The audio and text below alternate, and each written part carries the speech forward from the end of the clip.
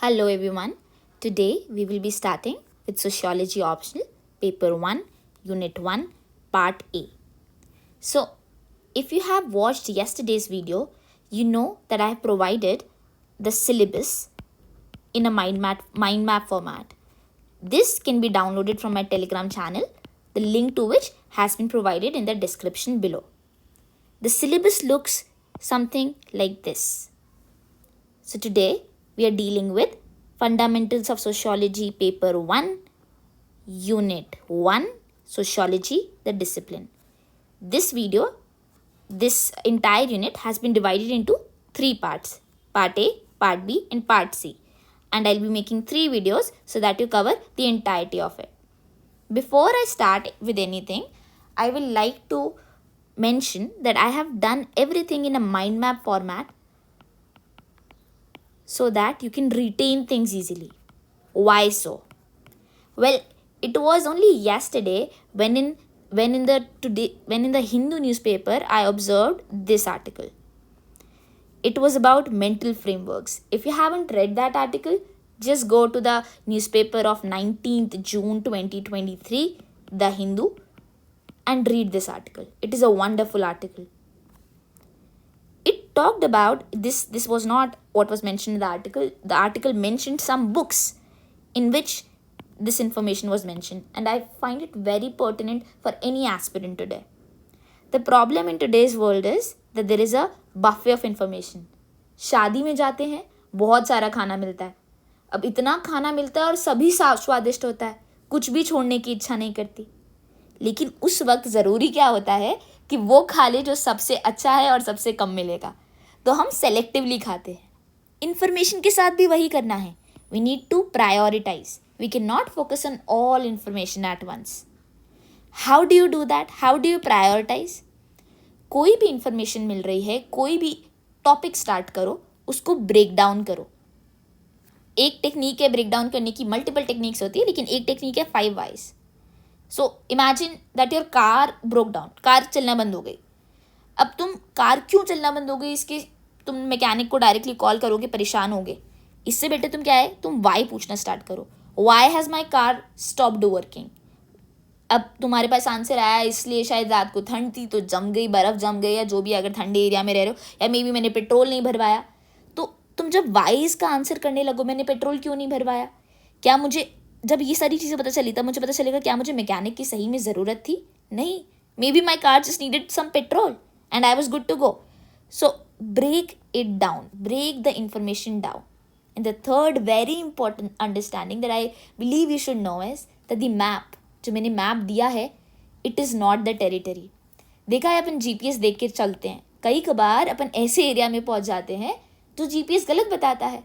GPS बोलता है ये सबसे शॉर्टेस्ट डिस्टेंस है, ये कवर करो. हो सकता है यहाँ पे रोड टूटी हुई हो और यहाँ से जाने में मुझे ज़्यादा टाइम लग गया और यहाँ से जाने में मुझे कम लगता. लेकिन मैप ऐसा नहीं है कि इम्पॉर्टेंट नहीं है. अब मैप क्या है तुम्हारा यूपीएससी जर्नी में? Syllabus is the map. Syllabus is very important, but it is not the territory itself. You have to expect the unexpected.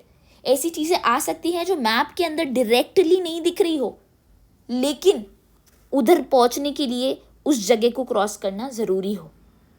तो ऐसी चीज़ें हो सकती हैं जो कि सिलेबस में डायरेक्टली प्रेजेंट नहीं हो, पर इस सिलेबस का ब्रेक डाउन करना ज़रूरी है to reach and to get to a place where we can deal with the unexpected situations. हम एक्सपेक्ट कर सकते हैं अनएक्सपेक्टेड को यूपीएससी एग्जाम में, प्रिडिक्ट नहीं. We can't predict what's about to come. मैं एस्ट्रोलॉजर नहीं बन सकती कि नहीं मुझे पता है यही सवाल आएगा, ये नहीं कह सकती, पर मैं एक्सपेक्ट कर सकती हूँ कि अनएक्सपेक्टेड चीज़ें पूछी जा सकती है और उसी के अकॉर्डिंग आई कैन प्रिपेयर. चलिए, जब ये चीज़ें जान ली तब मैं इसलिए बता रही हूँ कि एक माइंड मैप बेस्ड फॉर्मेट बनाना क्यों ज़रूरी है, और क्यों मैंने बोला कि मैं एक्स माइंड फाइल फॉर्मेट नहीं दूंगी. क्योंकि मैं चाहती हूँ कि तुम लोग अपने खुद के माइंड मैप्स, जब अपने खुद के नोट्स बना रहे हो, बनाओ. You ask these 5 whys by your self so that you do not gate trapped in the world of over information. और आज इन्फॉर्मेशन इतना ज़्यादा है कि तुमने एक चीज़ डाउनलोड करनी स्टार्ट करी तो बस इसके बाद दूसरी, इसके बाद तीसरी, इसके बाद चौथी. There is no end for resources today. You need to stop yourself. इसी के साथ let me begin with paper 1 unit 1. तुमको जो माइंड मैप्स मिले हैं वो कुछ इस फॉर्मेट में हैं. पेपर 1 यूनिट 1 यहाँ पे दिख रहा है. वो मैंने इस तरीके से इसलिए दिया क्योंकि थोड़ा सा बड़ा हो जाता है और अगर प्रिंट निकलवाओगे तो क्लियरली विजिबल होगा. लेकिन मैंने इसको एक जगह कलेक्ट करके इसमें रखा हुआ है. It is the same mind map, you don't have to worry, I am teaching the same thing, same mind map. कुछ एडिशंस हैं जो तुमको अपने माइंड मैप्स में ऐड करने हैं या फिर अपना जो भी नोट्स बनाओगे उसमें ऐड करना है. अब ये जो टॉपिक था सोशियोलॉजी ऑप्शनल का पेपर 1 का, हमको करने थे इसके 3 टॉपिक्स. हम स्टार्ट कर रहे हैं यूनिट 1 सोशियोलॉजी द डिसिप्लिन के साथ. इसका पहला टॉपिक आ रहा है modernity and social changes in Europe and emergence of sociology. यही टॉपिक अब मैं यहाँ पर तुमको बेसिक अंडरस्टैंडिंग दे रही हूँ कि इसे कैसे अप्रोच करना है और क्या क्या पढ़ना है. पढ़ना कहाँ से है ये मैं बता दूंगी, पर क्या मैं पूरा का पूरा पढ़ाऊंगी वो नहीं है. क्या मैं बेसिक्स कवर कर दूंगी कि हाँ ये चीज़ें पढ़नी है, ये ज़रूरी है, इसको छोड़ नहीं सकते हो. हाँ, क्या तुमको ये पता चल जाएगा कि बेसिक चीज़ क्या है, बेसिक स्ट्रक्चर क्या है इस चीज़ का, इसको अप्रोच कैसे करना है. हाँ, उसके बाद क्या इसे बिल्डअप करना मुश्किल है? नहीं, ये तुम खुद कर सकते हो. Anyway, let us move on. When we're talking about modernity and social changes in Europe and the emergence of sociology, तो इसके अंदर पहला की टर्म ही जो मुझे दिख रहा है वो है modernity. फिर मुझे दिख रहा है social changes. फिर मुझे दिख रहा है ये यूरोप के अंदर बोल रहा है, ये social changes यूरोप में हुए लगते हैं. और उसके बाद emergence of sociology इसी से लिंक कर रखा है. तो हो सकता है यही चीज़ों का लिंक की वजह से ही सोशियोलॉजी इमर्ज हो रही हो. ये तो मैं सिर्फ टॉपिक की अंडरस्टैंडिंग, टॉपिक के ब्रेकडाउन से समझ पा रही हूँ. Now let's break it down into even finer details. देखो, अगर मुझे जानना है कि सोशियोलॉजी आई कैसे, मुझे जानना है कोई भी चीज़ कैसे आई, तो मैं उसकी हिस्ट्री देखूंगी. मैं देखूंगी ये कैसे आई, कहाँ से आई, उस वक्त के हालात क्या थे जब ये आई, तभी ये चीज़ आई होगी, है ना. ऐसे ही देखते हैं कोई भी चीज़ को. तो अब पहला टॉपिक तो जो तुम ब्रेक डाउन कर सकते हो वो है हिस्टोरिकल कॉन्टेक्स्ट. अब हिस्टोरिकल कॉन्टेक्स्ट में क्या क्या चीज़ें कवर करनी है, पहले तुम्हें पता होना चाहिए मॉडर्निटी क्या है. मॉडर्निटी समझने के लिए you will understand the history और the historical context of Europe during the period of modernity, जो कि चल रहा था 18th और 19th सेंचुरीज में. अब मॉडर्निटी को डेफिनेशन, एक बेसिक सा डेफिनेशन तुम्हारे पास रेडी होना चाहिए. अब ये चीज़ें मैं बोलूँगी नहीं, लेकिन ये जो मैंने लिखा हुआ है इसे नोट डाउन खुद ही कर लेना कि मुझे ये पॉइंटर कवर करना है. Modernity basically was characterized by urbanization, secularization, individualism, rationalization. ठीक है, तो ये सारे साइंटिफिक टेम्पर, ये सारी चीज़ मॉडर्निटी का पार्ट बनती है. और ये सारी चीज़ तुम मेंशन कर सकते हो कि मॉडर्निटी है क्या.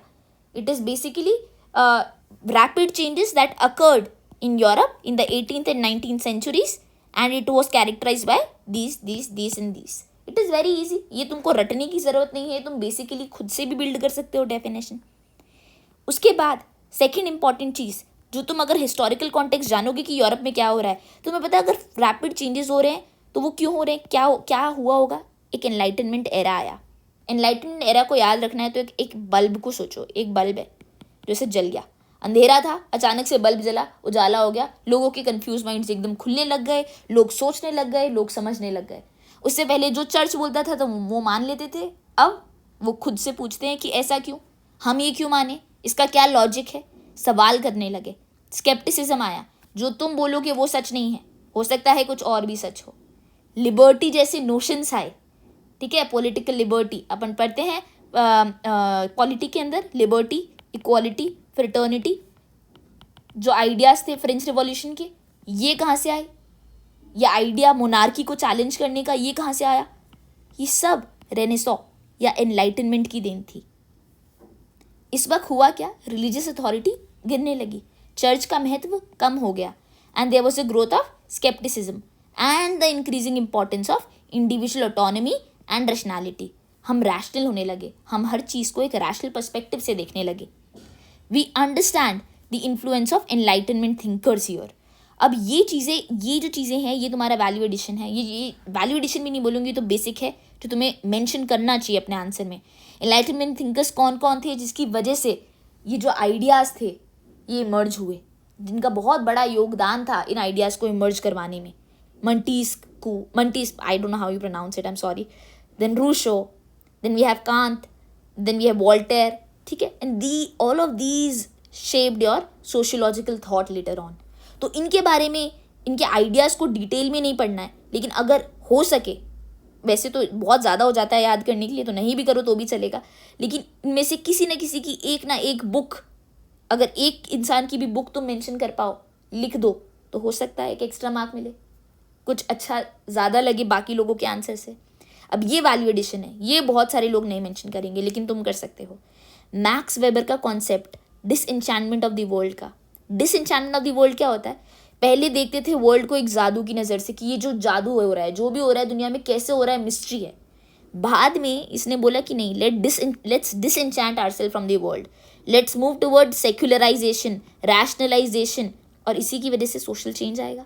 हम रैशनल होते जाएंगे तो हम सेक्युलर भी होते जाएंगे, क्योंकि हम हर चीज़, सेक्युलराइजेशन क्या हुआ? सेक्युलराइजेशन सिर्फ रिलीजन से रिलेटेड नहीं होता, secularisation of our brain, of our ideas, ठीक है, to think beyond a narrow perspective, to think beyond what we have been provided with, it is secularisation, and that is how you move toward social change. ये part तुम cover करोगे. अब French revolution as such मैंने यहाँ पे mention नहीं करा है, लेकिन यहाँ पर तुम इसे नोट डाउन कर लो कि तुम्हें फ्रेंच रिवॉल्यूशन को भी मेंशन करना है. और ये जो सारी चीज़ें मैंने मेंशन करी है, ये इनडायरेक्टली फ्रेंच रिवॉल्यूशन ही है. ये फ्रेंच रिवॉल्यूशन नहीं है तो क्या है? ये जो थिंकर्स आ रहे हैं, ये जो डिक्लाइन हो रहा है ऑफ रिलीजियस अथॉरिटी, ये जो मैक्स वेबर का कॉन्सेप्ट है डिसएन्चैंटमेंट ऑफ द वर्ल्ड, ये चलो हटा दो फिर भी, लेकिन ये जो चीज़ें हैं ये सब फ्रेंच रिवॉल्यूशन का ही तो पार्ट है. अगर एक क्वेश्चन आ जाए कि फ्रेंच रिवॉल्यूशन का क्या रिलेशन था इमर्जेंस ऑफ सोशियोलॉजी से, तो तुम और कुछ नहीं सोच पाओ तो फ्रेमवर्क सोचो. पेसल फ्रेमवर्क सबने सुना होता है. पेसल is political, economical, social, technological, legal, environmental angle. Political changes के अंदर अपन ने देखा एलईएफ, लिबर्टी, इक्वालिटी, फ्रेटर्निटी ले आया. तुम पॉलिटिकल ऑर्डर पूरा का पूरा चेंज हो गया. पहले सबने पढ़ा होगा कि फ्रेंच रिवॉल्यूशन में 3 क्लासेस थी, 3 टियर सिस्टम था. There was a clergy class, there were noble man, और नोबल मैन के बाद कौन? अपने कॉमन मैन. और ये कैसे कॉमन मैन के ऊपर सारा भार आता था, और कैसे ये चीज़ चैलेंज हुई after this is your political angle. Then you talk about political angle is done, then you talk about your economic angle. Economic changes क्या है? इकोनॉमिक चेंजेस के अंदर तुम मेंशन कर सकते हो कि पहले साइंटिफिक रिवॉल्यूशन आई, फिर उसकी वजह से इंडस्ट्रियल रिवॉल्यूशन आई, और फिर कमर्शियल रिवॉल्यूशन आई. ये SIR क्यों मैंने किया, ये SIC क्यों तुम्हें याद रखना है? तुम इसका एक ट्राइंगल बना सकते हो. Scientific revolution, industrial revolution, commercial revolution. पहले साइंटिफिक टेम्पर डेवलप हुआ, अभी साइंस क्यों डेवलप हुई, ये भी तुमको मेंशन करना है. तो ये जो 3 चीज़ें मेंशन करी है, इनके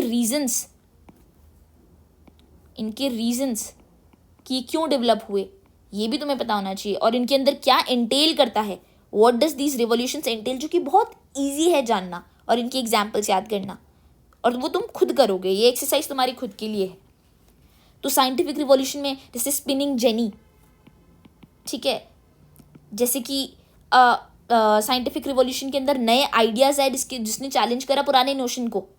जैसे कि अपने पहले ये माना जाता था that the sun was revolving around earth, but this idea was challenged by the scientists, and it was said नहीं, सन नहीं है, मतलब अर्थ नहीं है centre of the solar system, the sun is the centre of the solar system and the earth is revolving around the sun. तो इस तरीके के आइडियाज़, इस तरीके का साइंटिफिक टेम्पर और इंक्वायरी की वजह से साइंटिफिक रिवॉल्यूशन आई. साइंटिफिक रिवॉल्यूशन के और भी कारण क्या थे? रिसोर्सेज का क्रंच, रिसोर्स क्रंच था और हमको डेवलपमेंट चाहिए था, हमको रिसोर्सेज का नीड था, इसलिए शिपिंग, इंडस्ट्रीज, बैंकिंग, जो कि कमर्शियल रिवॉल्यूशन का पार्ट है, ये सब डेवलप्ड हुआ. तो this are all very interconnected and this you can figure out on your own. और सोर्सेज अगर रेफर करने हैं तो तुम स्लीपी क्लासेस के नोट उनकी वेबसाइट पे फ्रीली अवेलेबल हैं अभी. इससे ज़्यादा डेप्थ में भी नोट्स देख सकते हो. वैसे भी बहुत सारे टॉपर नोट्स मिल जाएंगे तुमको जो कि अवेलेबल होंगे. तुम उन सबको रेफर करो और इसके ऊपर एक बेसिक आइडिया रखो. रटना नहीं है, समझना है. और तुम्हारा अटेम्प्ट वैसे भी 2024 में है. So your focus should ideally be to understand everything in detail right now. और ये जो फ्रेमवर्क है ना, ये तुम सोच नहीं सकते तुम्हारे बाद में कितना काम आने वाला है. इसी से तुम पूरा का पूरा रिवीजन कर सकते हो. इसमें बस कुछ ना कुछ ऐसे बेसिक चीज़ें ऐड करते रहो और इसी को अपना फ्रेमवर्क बना लो कि when I revise it, when I really write the mains paper in 2024, this is all I have to go through. Anyway, moving on, जब तुम ये सारी चीज़ें कर लो, हमारा ये हो गया कि सिग्निफिकेंट सोशल चेंजेस उस वक्त क्या है, उस वक्त सिग्निफिकेंट कमर्शियल चेंजेस भी आ रहे होंगे, पॉलिटिकल चेंजेस भी आ रहे होंगे, इकोनॉमिक चेंजेस भी आ रहे होंगे, जो इसी सब का पार्ट है। जब मैं रेनेसॉ की बात कर रही हूँ तो आर्ट वर्क भी डेवलप हो रहा था काफ़ी, और आर्ट वर्क की वजह से भी बहुत ज़्यादा एनलाइटमेंट की तरह हम बढ़ रहे थे, उसकी वजह से भी हम रेशनैलिटी की तरफ बढ़ रहे थे, उसका योगदान भी तुम मेंशन कर सकते हो। तो ये बेसिक चीज़ें हैं जो तुम कवर करोगे और करनी ही पड़ेगी। इन सारी चीज़ों की वजह से सोशियोलॉजी इमर्ज हुआ। अब मैंने हमें डायरेक्टली लिखा है कि emergence of sociology was as a response to this. Now what will you do here कि क्या क्या क्या रीज़न थे अब इमर्जेंस ऑफ सोशियोलॉजी के। तो इससे पहले जो भी पढ़ा हिस्टोरिकल कॉन्टेक्स्ट, वो सब सोशियोलॉजी के इमर्जेंस के रीजंस हो गए ऑटोमेटिकली। इसलिए क्योंकि इतने rapid social political economic changes हो रहे थे, उनको पढ़ने के लिए ही सोशियोलॉजी आई। ठीक है, तुम क्या करोगे, you will trace the development of sociology as a response to the challenges post by modernity and social changes. जब इतने सारे सोशल चेंजेस हो रहे हैं, जब मोडर्निटी हो रही है, तो इनके साथ कुछ प्रॉब्लम्स भी तो एसोसिएटेड होंगी। जैसे अपन ने पढ़ा मोडर्निटी क्या है, अर्बनाइजेशन, सेक्युलराइजेशन, इंडिविजुअलिज्म, रैशनलाइजेशन। अब अर्बनाइजेशन के साथ रिलेटेड प्रॉब्लम्स सबको पता है, सोसाइटी के पेपर में पढ़ी होंगी। ठीक है, जो तुम बोलोगे इंडिविजुअल स्पिरिट, इंडिविजुअल पे ज़्यादा फोकस हो रहा है, उसका सबको पता है कि उसकी वजह से क्या होता है, सुसाइड की तरफ ज़्यादा बेंट होना। सुसाइड रेट बढ़ गई, ऐसा क्यों हो रहा है, इंडिविजुअलिस्टिक सोसाइटीज़ में सुसाइड रेट क्यों हाई होती है। इस तरीके की चीज़ों को सोचोगे। Anyway, when we talk about this we have done कि हाँ, हम डेवलपमेंट तो ट्रेस कर लेंगे, क्यों, क्योंकि इसकी वजह से हो रहा होगा। हम और क्या लिखेंगे इसके अंदर, will explore how sociologist sought to understand and explain the new social phenomena. अब सोशियोलॉजी इमर्ज हुई, वो क्यों हुई होगी, क्योंकि सोशियोलॉजिस्ट इमर्ज हुए होंगे। और सोशियोलॉजिस्ट क्यों आए होंगे, क्योंकि एक scientific and rational temper develop हो रहा था। इच्छा क्या थी कि सभी चीज़ों को हम एक साइंटिफिक और रैशनल मैनर में पढ़ें, और साइंटिफिक और रैशनल मैनर में पढ़ने के लिए सोशियोलॉजिस्ट ने एक डिसिप्लिन इस्टेब्लिश करा धीरे धीरे, जिसे हम सोशियोलॉजी बोलते हैं। अब देखो, मैंने यहाँ पे तुमको अभी 2 पॉइंटर्स कराए, एक तो हिस्टोरिकल कॉन्टेक्स्ट, एक emergence of sociology as a response to the quick social changes that were happening in the early 18th and 19th centuries Europe. उसके बाद आ जाएंगे केस स्टडीज एंड थिंकर्स। हर आंसर में तुम जब सोशियोलॉजी का कोई भी आंसर लिखोगे, तब तुमको कुछ ना कुछ थिंकर्स, उनकी बुक्स या फिर कोई केस स्टडी फेमस सी मेंशन करनी है। And the better you do it, the better you are prepared for it in advance, the better your answers will look, क्योंकि तुमको उस वक्त सोचना नहीं पड़ेगा। उस वक्त एग्जाम के टाइम में बहुत कम समय होता है, तो तुमने अनटिल अनलेस एग्जैक्टली प्रिपेयर कर रखा हो विद अ टॉपिक, तुमको सोचने के लिए वो लगाना पड़ेगा कि तुम यूनिट 4 में सोचोगे कि नहीं, पेपर 1 यूनिट 4 में थिंकर्स थे, इस थिंकर की कौन सी आइडियोलॉजी में इधर लगा सकती हूँ। वो ऑब्वियस सी बात है, तुम यूज़ कर सकते हो, अभी भी कर सकते हो जब तुमको और कुछ नहीं सूझे, लेकिन जितना इसको अपन प्रिपेयर कर लें उतना हमारे लिए जॉब ईजी हो जाएगा। तो अब मैंने यहाँ पे ऑलरेडी 1 2 3 4 5 थिंकर्स जो हैं वो मेंशन कर दिए हैं। ठीक है, ये क्यों ज़रूरी है इनके बारे में जानना। अब जैसे कुछ तो एकदम ही ज़रूरी है, नेसेसरी है ये 4 जानने, तो कि ये सब 4 तो तुम मेंशन कर ही सकते हो। अब चारों मेंशन मत कर देना, एक आंसर में थिंकर्स ही थिंकर भर दो, और जो बेसिक सब्सटेंस है आंसर का नहीं लिखो तो नंबर नहीं मिलेंगे। आंसर के अंदर जब इनिशिएट करो या फिर कहीं बीच में एक बुक मेंशन कर दो, या एंडिंग में एक बुक मेंशन कर दो, या एक थिंकर मेंशन कर दो। मैक्स टू मैक्स तुम 3 से 4 थिंकर मेंशन कर दो। 3 थिंकर मेरे ख्याल से इनफ होते हैं, इसके बियॉन्ड करना चाहो कर दो, पर फिर आंसर के अंदर कैसे लिखोगे, लिमिटेड, वर्ड लिमिटेड है ना, वर्ड लिमिट के अंदर तुम्हें कॉन्सेप्ट भी तो समझाना है, जो क्वेश्चन पूछ रहा है वो समझाना भी तो है। इसलिए कोशिश करो कि थिंकर्स मेंशन करो, पर ऐसे नहीं कि सिर्फ थिंकर से ही भर दो, और रेलिवेंट थिंकर्स मेंशन करना। This I can not emphasise enough on, always mention relevant thinkers. तुम ऐसे नहीं कि क्योंकि बस मुझे सोचना है, मुझे कुछ ना कुछ तो मेंशन करना है, मुझे एक सोशियोलॉजिस्ट की तरह आंसर प्रेजेंट करना है, तो I will mention any thinker whatsoever, even if it doesn't relate to the question asked, even if it doesn't relate to the demand of the question. ऐसा नहीं करना है। और वो कैसे बिल्डअप होगा, अभी मेहनत करो इसके ऊपर। बहुत सारा आसान, मैंने तुम्हारा काम आसान कर दिया, इसके अंदर तुम ऐड और कर सकते हो थिंकर्स चाहो तो। अब जैसे हम बात करें ऑगस्ट कॉम्टे की, उन्होंने स्टार्ट किया था सोशल फिजिक्स का कॉन्सेप्ट। फिजिक्स क्यों, क्योंकि वो हर चीज़ को, उस वक्त क्या था, ट्रेंड क्या था कि हम साइंटिफिक वे में देखेंगे हर चीज़ को। तो उन्होंने बोला हम सोसाइटी को भी बिल्कुल वैसे ही स्टडी कर सकते हैं, एक साइंस की तरह। अब ये नेक्स्ट टॉपिक जो आएगा वो उससे रिलेट भी हो जाएगा। क्या सोशियोलॉजी एज साइंस, क्या सोशियोलॉजी साइंस हो सकती है? तो ऑगस्ट कॉम्टे तो बिल्कुल मानते थे कि we can study society as a science. He was considered the founder of sociology. He emphasise the need of scientific approach to study society. उनका जो वर्क था वो फोकस कर रहा था सोशल ऑर्डर, पॉजिटिविज्म और इस्टेब्लिशमेंट ऑफ सोशल फिजिक्स पे। एक और चीज़ याद रख लो, कुछ थिंकर्स हैं जिनकी वर्ड्स, जब भी तुम कॉम्टे का नाम सुनो तुमको दिमाग में चमकना चाहिए सोशल ऑर्डर और पॉजिटिविज्म जैसे वर्ड्स। ये दो वर्ड्स तुम्हारे दिमाग में आने ही चाहिए। अगर मैं बोलूँ मार्क्स का नाम लेते ही तुम्हारे दिमाग में क्या आनी चाहिए? Capitalism and class struggle. इनका मेन फोकस ये था, कैपिटलिज्म एंड क्लास स्ट्रगल। ये तुम्हारे दिमाग में चमकना चाहिए।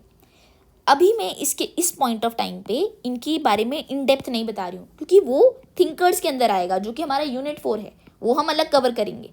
पर मैं रिलेशन अभी से बनवाना सिखा रही हूँ जिससे तुम्हारा टॉपिक होलिस्टिकली कंप्लीट हो। तो ये मत समझना सिर्फ मेंशन कर दिया, कैपिटलिज्म एंड क्लास स्ट्रगल समझाया नहीं, या पॉजिटिविज्म क्या होता है ये तो समझाया नहीं, ये इस टॉपिक का पार्ट है ही नहीं। तो एनीवे, मार्क्स का एनालिसिस क्या बोलता था कि अब देखो अर्बनाइजेशन हो रहा है, उन्होंने देखा इंडस्ट्रीज ग्रो हो रही हैं, कैपिटलिज्म बढ़ता जा रहा है, तो उन्होंने बोला कि क्लास स्ट्रगल या फिर जो क्लास इनइक्वालिटी है वो भी बढ़ती जा रही है। Rich getting richer and the poor are getting poorer, ये वाला कॉन्सेप्ट कि क्लास स्ट्रगल, उसके बाद क्लास स्ट्रगल हुआ, उसके बाद जो मार्क्स की स्टेजेस है ना ऑफ सोसाइटी का ग्रोथ, और उसके बाद वो क्या चाहता है, एक रिवॉल्यूशन हो, तो वही सारी चीज़ इसके अंदर बात करी। अब तुम इनके अंदर इनके वर्क्स मेंशन कर सकते हो, जैसे इसका वर्क है capital and the communist manifesto, ठीक है। This explored the social and economic dynamics. He was focused on the economic aspect of the society and how it is determining everything. इनका तो मानना था कि इकोनॉमिक्स से ही सारी चीज़ें डिटरमाइन होती जा रही है, सोसाइटी के सारी चेंजेस इकोनॉमिक्स से ही लिंक्ड हैं। बहुत इंटरेस्टिंग आदमी है ये, इनके बारे में भी तुमको बहुत अच्छे से पढ़ना है, लेकिन अभी इस पे फोकस रखेंगे। एनीवे, मूविंग टू दुर्खाइम की बात करें तो he is known for study of social facts. क्या बोला था मैंने, एक वर्ड चमकना चाहिए इनके लिए, क्या वर्ड तुम्हारे दिमाग में आएगा? सोशल फैक्ट्स, ठीक है। He focused on this word a lot, ठीक है, social facts and the role of social integration in maintaining the social order. इनकी बुक है the division of labour in society, in which he examined the effects of division of labour on social solidarity. अब तुम्हें ये देख रहे हो मैंने क्यों मेंशन करा है, ये थिंकर्स इस टॉपिक से कैसे रिलेवेंट है। ये सोशियोलॉजी का इमर्जेंस बता रहा है कि भाई इस तरफ ही मूवमेंट हो रहा है, ये स्टडी करने लगे हैं, क्योंकि ये सारे रैपिड चेंजेस, जैसे कैपिटलिज्म ग्रो हो रहा है, जैसे कि बहुत ज़्यादा सोशल चेंजेस हो रहे हैं, मॉडर्निटी हो रही है, तो उसकी वजह से इन सब की स्टडी करने के लिए ही ये थिंकर्स आए, और इन्होंने इसी चीज़ की स्टडी करी और इन्हीं चीज़ों को डिटरमाइन करे एक अच्छे एंगल पे, इसलिए ये इस टॉपिक से रेलेवेंट है। इनकी बुक जो थी the division of labour in society examine the effects of division of labour on social solidarity. Labour का डिविजन ऑफ लेबर, DOL, इनका बहुत फेमस कॉन्सेप्ट है, तो ये वर्ड भी इनसे दुर्खाइम से अपन को लिंक करना है हमेशा। ये एग्जैक्टली क्या है ये हम पढ़ेंगे बाद में। The elementary forms of religious life, ये भी इनकी बुक है। इन्होंने बोला कि किसी भी चीज़ को जानने के लिए पहले उसके बेसिक, एकदम बेसिक, जैसे इनको आप इमेजिन करो एक बायोलॉजिस्ट जैसे, जो कि एक सेल की स्टडी करने बैठ गए हैं, घुस के बैठ गए हैं मैग्नीफाइंग ग्लास लेके, कि पहले मैं एकदम बेसिक यूनिट से समझूंगा कि ये कहाँ से आ रहा है। तो ये रिलीजन की भी एकदम एलिमेंट्री फॉर्म्स ऑफ रिलीजन देखते हैं, ट्राइबल रिलीजन देखेंगे कि कहाँ से आ रही है ये सारी चीज़ें, वो समझेंगे और उससे समझेंगे कि कैसे कैसे हमारी सोसाइटी इवॉल्व हुई है और आज ये जो है वो क्यों है। Anyway, let's move to the next thing, Max Weber की जो राइटिंग थी ये बहुत फेमस बुक है इनकी, और ये मेंशन करना ही करनी है, the Protestant ethic and the spirit of capitalism. अब जो मैंने यहाँ पर बुक्स मेंशन करी हैं वो इस टॉपिक से बहुत ज़्यादा रिलेटेड हैं, क्योंकि वही कैपिटलिज्म का ग्रोथ हो रहा है। और प्रोटेस्टेंट एथिक क्यों? क्योंकि प्रोटेस्टेंट में मतलब वो मानते हैं कि कैपिटलिज्म ग्रो भी हुआ तो यहीं क्यों हुआ, और प्रोटेस्टेंट कल्चर क्यों है, क्योंकि मानते हैं लोग कि ये लोग हार्ड वर्किंग होते हैं, इन लोगों के अंदर ग्रोथ होने के कैपिटलिज्म डिमांड्स हार्ड वर्क, तो यहाँ पे जो प्रोटेस्टेंट कल्चर है वो ही ऐसा है कि वो यहाँ पे ग्रो हुआ।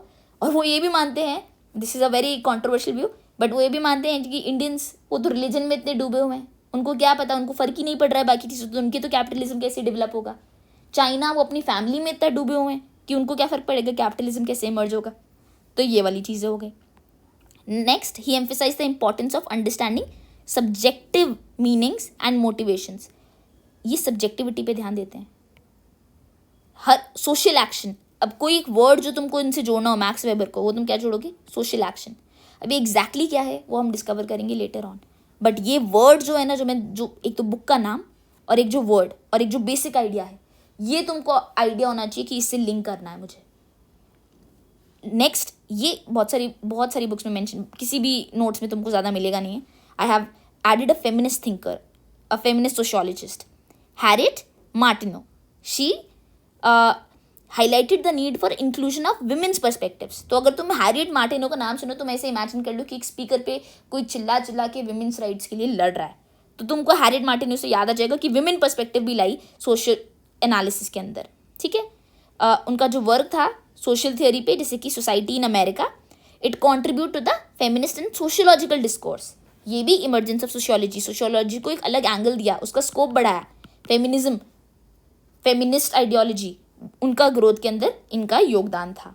अब देखो, हमने इसकी जो भी ब्रेकडाउन था हमने पढ़ लिया, हमने हिस्टोरिकल कॉन्टेक्स्ट देख लिया, हमने इमर्जेंस देख लिया, हमने केस स्टडीज एंड थिंकर्स देख लिए। तो अब जो भी आना है ना, आंसर आना चाहिए तुम्हारे इधर ही, और बाकी भी नोट्स ऐड करो साइड में, यहाँ पे स्पेस है काफ़ी, यहीं ऐड कर देना छोटा छोटा। इससे बियॉन्ड बड़े नोट्स मत बनाना, क्योंकि वो रिवाइज नहीं हो सकते। पढ़ लेना बड़े नोट्स से, लेकिन बनाना छोटे नोट्स फाइनली जो बनाओ, और इसी के अंदर ऐड कर देना। जब कर लो तो तुम्हारे ये हो गया text, historical context, emergence of sociology as a response of that historical context and all those changes that were happening, फिर केस स्टडीज एंड थिंकर्स। अब इस टॉपिक को फाइनली कंसोलिडेट करने के लिए मैंने यहाँ पे PYQs मेंशन कर दिए। अब इस PYQs को डिस्कस कर लेते हैं, और इन PYQs के अलावा और कुछ भी नहीं पूछा गया, यही क्वेश्चन है, चूंकि और पीछे के भी अगर मैंने छोड़े हैं और मैंने सारे नहीं डिस्कस करे, उसका रीज़न ये है कि रेपिटेटिव है, यही थीम्स हैं और यही ऑलमोस्ट सेम क्वेश्चन रिपीट भी हो गए हैं। तो अब इनके ऊपर फोकस कर लेते हैं। अब देखो, पहला क्वेश्चन पूछा गया 2022 का ही, लास्ट ईयर का एक क्वेश्चन है। What aspects of enlightenment do you think paved way for the emergence of sociology, elaborate. अब देखो, मैंने कुछ क्वेश्चंस के स्टार्टिंग में बताए, उसके बाद मैं हर चीज़ का नहीं बता रही हूँ, क्योंकि ये आंसर्स तुमको खुद को लिखने हैं। यही तुम्हारा होमवर्क है नेक्स्ट क्लास तक का, कि ये सारे आंसर्स तुम लिख पाओ और वो जो सारे कॉन्टेंट एक बार रीड कर पाओ। और ये आंसर्स तुम अभी लिख सकते हो प्रॉपर फॉर्मेट में भी, बट आई प्रेफर तुम एक माइंड मैप फॉर्मेट में आंसर्स लिख के अपने पास रख लो, जिससे नेक्स्ट ईयर जब तुम रिवाइज करो तब तुम्हारे पास नोट फॉर्मेट में ये चीज़ हो, और तुमको रिवाइज करने के लिए ये कंटेंट भी इनफ हो जाए कि अगर तुम PYQs भी रिवाइज कर पाते हो सारे, तो भी मोर देन इनफ है। एनीवे, 2022 में क्वेश्चन जो पूछा गया वो क्या पूछ रहा है? एनलाइटनमेंट के एस्पेक्ट्स बताने जिसकी वजह से इमर्जेंस ऑफ सोशियोलॉजी हुआ। अब इसकी बॉडी में तुम क्या मेंशन कर सकते हो? पहली बात, सोशियोलॉजिकल, टेक्नोलॉजिकल, इकोनॉमिक चेंजेस पढ़ चुके, हमें ऊपर ही लिखा था, यही मेंशन करना है। एनलाइटनमेंट पढ़ चुके, डिटेल में पढ़ लोगे, वही मेंशन करना है। कैपिटलिज्म एंड सोशल इनइक्वालिटी बढ़ने लग गई, कार्ल मार्क्स की किताब आ गई, वेबर ने लिखा Protestant ethic and spirit of capitalism, इस तरीके की चीज़ें मेंशन करोगे, ये टॉपिक डन।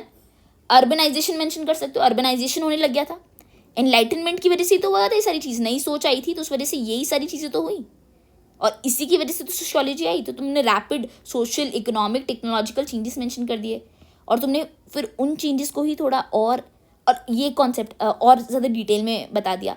फिर ये concept disenchantment of the world, Max Weber ने बोला था कि let's get disenchanted from the world, नहीं हमेशा इतना जादू ही नहीं, एक रैशनल तरीके से सोचते हैं। ये सब मेंशन करोगे, बस यही तो बॉडी है। उसके अलावा एक इंट्रोडक्शन लिखना है, एक कंक्लूजन लिखना है। Obviously mention thinkers, obviously mention any books you remember, and write a proper answer for this. Keep these answers ready. अब 2020 का क्वेश्चन देते हैं। How did the intellectual forces lead to the emergence of sociology? Discuss. अब enlightenment से क्या हुआ? पहले आया एनलाइटनमेंट, इंटेलेक्चुअल फोर्सेस ये तो बताना है ना अपन को। तो इंटेलेक्चुअल फोर्सेस क्या है? अपन ने पढ़ चुके हैं कि एनलाइटनमेंट आया था। एनलाइटनमेंट थिंकर्स मेंशन कर सकते हो, उनका कुछ वर्क मेंशन कर सकते हो। ये करने क्या लगे? They started critiquing the traditional structure that was existing. तो तुम सोशल, टेक्नोलॉजिकल और इकोनॉमिक चेंजेस मेंशन कर दोगे। इसकी वजह से क्या हुआ? Rise of scientific temper, scientific reasoning. इसकी वजह से क्या हुआ? Industrial revolution, commercial revolution. उसकी वजह से क्या हुआ? कैपिटलिज्म। ये सारी चीज़ें तुम्हें ऑलरेडी पता है, तुमको बस इसे मेंशन करना है अपने आंसर के अंदर। और always always always adhere to the word limit.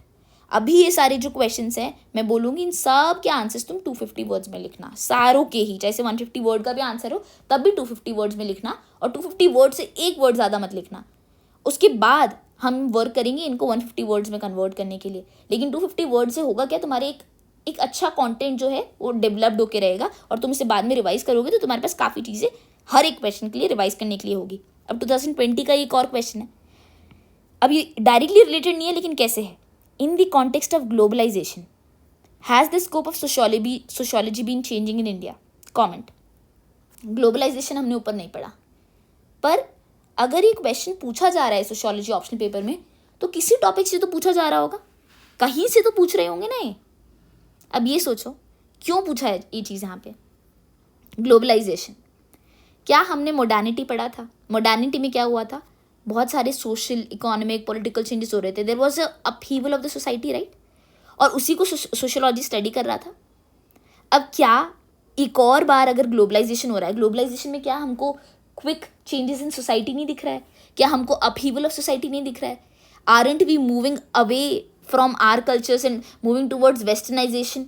जो चीज़ें हमने सोसाइटी में पढ़ी होगी वो तुम्हें इस तरह से लिंक करनी है, और तुमको ये बताना है कि सोसाइटी भी तो इसी चीज़ की स्टडी करती है। और क्या स्कोप चेंज हो रहा है सोशियोलॉजी का इंडिया के अंदर? कास्ट और क्लास का कॉन्फ्लिक्ट जो होता है, जो उनका इंटरप्ले होता है, क्या आज कास्ट रेलिवेंट है? क्या आज क्लास रेलिवेंट है? क्या इकोनॉमिक चेंजेस हो रहे हैं? अगर एमएनसीज आ रही हैं हमारे यहाँ पे इतनी सारी, उसकी वजह से इकोनॉमिक चेंजेस क्या हो रहे हैं? और इकोनॉमिक चेंजेस की वजह से फैमिली लाइफ में क्या चेंजेस हो रहे हैं? फैमिली लाइफ चेंजेस की वजह से कल्चरल लाइफ में क्या चेंजेस हो रहे हैं? सोशल चेंजेस क्या हो रहे हैं? ये सब तुम मेंशन कर सकते हो इस आंसर में। It is related to this thing. और ये वाला क्वेश्चन दोबारा रेलिवेंट होगा नेक्स्ट टॉपिक में जब हम पढ़ेंगे scope of sociology. Sociology discuss क्या क्या करता है, उसके अंदर हम ग्लोबलाइजेशन को मेंशन भी करेंगे अलग से। एनीवे, ये हो गया। नेक्स्ट देखते हैं, 2019 का क्वेश्चन है, discuss the historical antecedents of the emergence of sociology as a discipline. There is a thinker called Ginsberg. इस पर तुम रिसर्च करोगे खुद, मैंने मेंशन इसलिए किया है कि तुम खुद लिखोगे, खुद बनाओगे। You have to make your own mental frameworks if you don't want a lot of content on your head. खुद से छोटे छोटे वर्क करो, छोटा छोटा मेहनत करो और छोटी छोटी चीज़ें बनाओ। हेल्प कर सकती हूँ पर सब कुछ बना कर नहीं दूंगी। जिन्सबर्ग, इसको जिन्सबर्ग और historical antecedents, just Google this, you will find the relevant content. ये पूछ क्या रहा है, हिस्टोरिकल एंटीसीडेंट्स का मतलब क्या हुआ? सोशियोलॉजी डिसिप्लिन की तरह आया, इमर्जेंस हुआ सोशियोलॉजी का, उससे पहले क्या रीज़न था कि ऐसा हुआ, उसकी हिस्ट्री क्या थी? हिस्टोरिकल कॉन्टेक्स्ट ही तो पूछ रहा है, जो पहली सब हेडिंग पढ़ी थी वही लिखना है। क्या जो भी हम सारे सवाल देख रहे हैं वो ऊपर जो हमने सब हेडिंग बनाई उसी में से आ रहा है? बिल्कुल। तो बस उन्हीं के ऊपर एक्सपैंड कर लो, अगर करना है तो थोड़ा थोड़ा रीडअप करो, और उसी के अंदर छोटे छोटे पॉइंटर्स जैसे मैंने मेंशन करे हैं, सपोज करो मैंने इधर मेंशन कर दिए, इसी तरीके से भी मेंशन करने हैं तो करके रख लो और इस टॉपिक को ख़त्म करो। इससे ज़्यादा रिविजन वैसे भी पॉसिबल नहीं है। नेक्स्ट देखते हैं, sociology is pre eminently study of modern society, discuss. अब सोशियोलॉजी को क्या बोल रहा है? अब ये वही तो सवाल हो गया ना, एक तरीके से ग्लोबलाइजेशन का स्कोप बढ़ रहा था तो अब हम बोल रहे हैं ये स्टडी कर रहा है मॉडर्न सोसाइटी। क्या मॉडर्निज्म की वजह से ही, मॉडर्निटी की वजह से ही सोशियोलॉजी से डिसिप्लिन पैदा नहीं हुआ था? क्योंकि रीज़न क्या था इमरजेंसी सोशियोलॉजी का? यही तो रीज़न था कि मॉडर्निटी, क्विक सोशल चेंजेस आ रहे थे। फोकस ऑन मॉडर्निटी ही करता है social changes. We are reading about social differentiation, about inequality, जो इसके अंदर जो भी सोशल, पॉलिटिकल, इकोनॉमिकल, टेक्नोलॉजिकल जो भी चेंजेस आ रहे हैं उन्हीं को तो सोशियोलॉजी स्टडी करता है। जैसे कैपिटलिज्म देख लो, जैसे अर्बनाइजेशन देख लो, जैसे आज की ब्यूरोक्रेसी देख लो जिस पे वेबर फोकस करेंगे, तो कुछ भी देख लोगे वो सब किसकी वजह से है? वो सब सोशियोलॉजी इन्हीं की तो स्टडी करना चाह रहा है, इन चेंजेस को ही तो स्टडी कर रहा है। तो अगर ये मैं बोल रही हूँ कि sociology preeminently study of modern society ही है, ये गलत है क्या? नहीं, गलत तो नहीं है। It is pre eminently, not completely but preeminently it is the study of today's modern society. That is why sociology as a discipline developed. और चाहो तो इसके अंदर तुम थोड़ा सा कंक्लूजन में डेल्व करके बोल सकते हो कि सोशियोलॉजी हालांकि एज ए डिसिप्लिन बहुत लेटर डेवलप हुआ, पर सोशियोलॉजी इन जनरल, सोसाइटी की स्टडी इन जनरल तो बहुत एंशिएंट टाइम से होते हुए जा रही है। और तुम इसके अंदर इंडियन थिंकर्स और फॉरेन थिंकर्स का रिसर्च खुद करोगे कि कैसे एंशिएंट टाइम्स में कौन कौन से थिंकर्स थे। जैसे मकियावेली को लो, चाहे से तुम बोलो चाहे से तुम इंडियन थिंकर्स को लो तो तुम क्या नाम है उसका, what is he called, oh my God, it's he skipping from my brain, Vishnu Gupta जिनको बोलते हैं, I am so sorry, this is really bad, इनका यार नाम बिल्कुल याद होना चाहिए पर मेरे दिमाग से बिल्कुल निकल रहा है, पता नहीं क्यों। तो ऐसे इंडियन थिंकर्स और इनको कि कैसे एंशियंट टाइम्स में भी सोसाइटी की स्टडी होती थी। अर्थशास्त्र जिन्होंने लिखी है, विष्णु गुप्ता नाम बोलते थे उनको, और क्या बोलते थे, ओ गॉड, एनीवे उनको मेंशन करोगे। नेक्स्ट क्वेश्चन देखो, how had enlightenment contributed to the emergence of sociology. Repetition है ये क्वेश्चन, अपन ने ये देखा यहाँ पे, सेम क्वेश्चन 2022 का, ये रिपीट हुआ इधर 2015 में, हाई रेपिटेशन। नेक्स्ट क्वेश्चन देखते हैं 2014 का, how did the emergence of industrial society change the family life in western Europe. अब यही है कि बेसिकली जो अर्बनाइजेशन हो रहा है, जो मॉडर्निटी है, उसकी वजह से कौन से चेंजेस आ रहे हैं सोशल लाइफ में, उसके ऊपर एक्सपैंड कर देना है तुमको।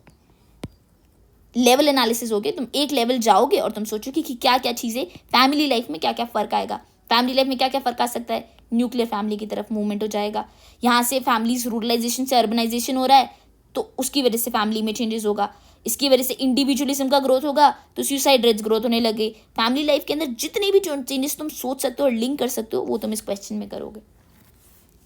Let's move on to the next thinker. Obviously बात है फैमिली लाइफ के अंदर ये चेंजेस भी आएगा कि पहले फैमिली का कॉन्सेप्ट क्या होता था, एक मैरिज के कॉन्सेप्ट क्या होता था, एक हेट्रोसेक्सुअल मैरिज होती थी। अब we accept homosexuality now, the traditional way of looking at a marriage has changed. Now let's move on to the next question 2013 का जो है, sociology emerged in Europe and flourished to begin with on social reformist orientation in the USA. ठीक है, emerge हुई Europe में लेकिन flourish कहाँ हुई असली तरीके से, रिफॉर्मिस्ट ओरिएंटेशन के साथ यूएसए में। इसके अंदर और ये एक और क्वेश्चन इसी तरीके का जो पूछा जा सकता है, Europe was the first in the only place where modernity emerged comment. क्या तुम्हें लगता है कि first place and the only place जहाँ पे मॉडर्निटी इमर्ज हुआ, तुम्हें पता है मॉडर्निटी क्या है, ऊपर देख चुके हो तुम, डेफिनेशन पढ़ चुके हो, क्या तुम्हें ये चीज़ लगता है? इस पर खुद से सवाल लिखोगे, मैं इसका आंसर दे सकती हूँ। तो तुम्हें ये भी बता सकती हूँ कि एक एंगल बता सकती हूँ कि इसके अंदर एक और जिसे कवर कर सकते हो वो है feminist angle. Social reformist orientation के अंदर तुम बहुत सारी चीज़ें कवर कर सकते हो, but you can also cover a feminist angle. But there are so many other things that you can cover in this question which you will do on your own, and I will give a model answer and see how many things that you struck up on your own. क्योंकि सब लोगों ने इतना ही पढ़ा हुआ है, ये जो पढ़ा हुआ है इसी के अंदर से तुमको इसका आंसर भी निकालना है सोच के कि ऐसा क्यों। लास्ट क्वेश्चन देखते हैं 2012, how did the French revolution and industrial revolution play an important role in the emergence of sociology. कैसे फ्रेंच रिवॉल्यूशन ने और इंडस्ट्रियल रिवॉल्यूशन ने एक इम्पॉर्टेंट रोल किया, they played an important role sociology के emergence में, ये भी हम देख चुके हैं और इसके आंसर सब तुम लिख सकते हो। Now we are completely done with paper 1 unit 1 और ए पार्ट उसका जो कि है मॉडर्निटी एंड सोशल चेंजेस। हमने इसके अंदर इसके सब टॉपिक्स पढ़ लिए, सब टॉपिक्स के अंदर भी डेप्थ देख लिया, हमने केस स्टडीज और थिंकर्स देख लिए।